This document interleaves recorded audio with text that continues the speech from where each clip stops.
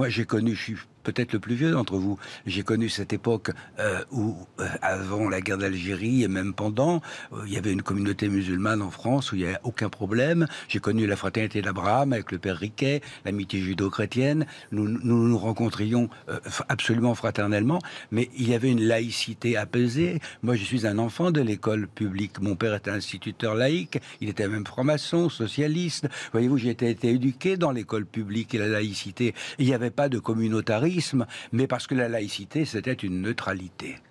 Bien d'apaisement, mais je dis que si... Mais alors, c'est la faute à qui ?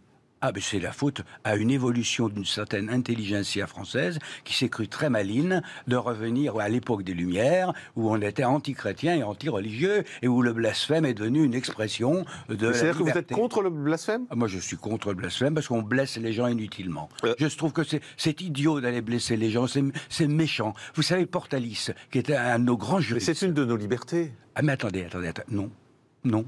Portalis, en 1802, il avait connu les horreurs de la Révolution française, il avait connu la guerre religieuse et la guerre civile religieuse, et Portalis disait que quand on atteint les hommes dans ce qu'ils ont de plus sacré et de plus saint, on n'est pas loin de la barbarie. Voilà, c'est pas la liberté. Je donne la parole après sur le plan Pervieux. J'ai le sentiment qu'Hachem Chengoumi, il est presque plus tolérant que vous. Oh, pas du tout. Bah oui, parce que vous dites il faudrait pas aller jusque-là, il faudrait pas aller jusqu'au blasphème. Mais moi, je et tandis que vous attendez à Hachem Chengoumi qui vous dit c'est un pays de liberté. Vous me laissez pas m'expliquer. Non, vous arrêtez pas, je pose une question simplement. Je vais vous répondre, mais je pense qu'il faut, je pense comme vous, que c'est par l'écrit, que c'est peut-être par d'autres dessins, qu'il faut répondre à cela, bien entendu. Bon, mais il faut se dire qu'il y a un certain nombre de jeunes qui n'ont ni votre culture, ni la mienne, ni les dispositions que vous avez, ni les miennes, qui vont répondre autrement. Et que quand... il faut les éduquer, non pas interdire le blasphème. Ah, il faut les éduquer, mais on ne va pas reculer parce qu'il y a des gens qui n'ont pas d'éducation. Non, mais ça prend du temps d'éduquer. Vous savez, j'ai été pendant 10 années, je le disais tout à l'heure, aumônier de prison. Et quand on se trouve devant certaines formes de délinquance très graves, ça prend du temps. On peut toujours rééduquer les gens. Moi, je crois qu'on peut toujours le faire. Mais ça prend beaucoup de temps. Et là, en ce moment, il y a le feu à la maison. Alors, on ne va pas rajouter du feu. Il faudrait quand même être un peu raisonnable de chaque côté. Donc ça veut dire arrêtons le blasphème ? Ça veut dire essayons d'être raisonnables et de ne pas provoquer inutilement. Parce que nous n'avons pas... Est-ce que nous avons donc les moyens ? Donc la République recule ? Ah non, je dis pas que la République...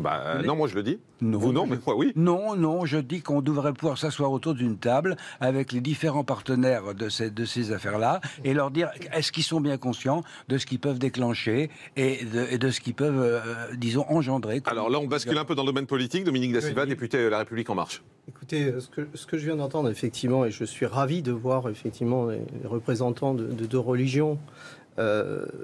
finalement s'accorder sur l'essentiel. Absolument. Mais voyez-vous, Père, c'est que je crois que si on recule, et pour moi c'est reculer, que de revenir sur cette non-possibilité de caricaturer, tout simplement parce que, comme disait Churchill, vous avez le choix entre la guerre et le déshonneur.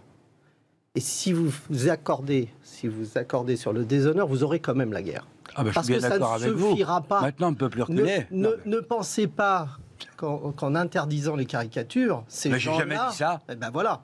Mais... Donc, pourquoi céder ? C'est un aveu de faiblesse. Et je pense que non, c'est pas le sujet. Le sujet, la dame qui a été quasiment égorgée, elle a dessiné quoi ? Rien. Bon, donc c'est pas le problème. Rien. Le problème, c'est pas les caricatures. Quand une caricature montre le prophète dire c'est dur d'être aimé par des cons, excusez-moi, ça dit quelque chose. Parce que c'est pas loin de ce que vous avez expliqué. Le problème, c'est pas la caricature, c'est la civilisation. C'est ça. C'est un problème de civilisation, au fond. Oui, tout à fait. Ah ben, bien entendu. Bien entendu. Et je suis bien d'accord avec vous, maintenant reculer, ce serait effectivement mortel. Commandant Daniel Cerdan, ancien membre du GIGN, vous entendez ce que dit le père Michel Viau à côté de vous, qui dit, voilà, est-ce qu'on se rend bien compte à chaque fois de ce qu'on fait, quand on fait par exemple ces dessins qui blasphèment ? Quel est votre regard là-dessus ? Est-ce qu'il faudrait reculer ? Et déjà, je pense aux 270 morts qu'on a. Le constat, c'est ça. On a 270 morts. Et mon père, la caricature existe depuis le Moyen-Âge. Je sais bien. Et en fait, on ne peut pas retirer au jour. Les chrétiens, Dieu, toutes les religions ont été caricaturées. Et je pense que. Je comprends ce que vous voulez dire. Vous n'êtes pas contre la caricature. Non. Mais il faut pas reculer. On vit dans un pays de liberté qui est magnifique. Et aujourd'hui, si vous voulez, moi, je suis issu de l'immigration. Mes aïeuls étaient espagnols. Je suis né en Algérie. Donc, si vous voulez, je suis arrivé en France. Mes parents se sont épanouis. Je me suis épanoui. Épanouissons-nous. Mais il faut tout accepter dans ce pays de liberté. Et je pense où mon père a raison, c'est que en fait, dans les prisons, oui, tout le monde n'a pas la même éducation, la même instruction, et tout le monde ne peut pas comprendre lorsqu'on voit Charlie Hebdo. Oui, mais c'est pas à nous à reculer.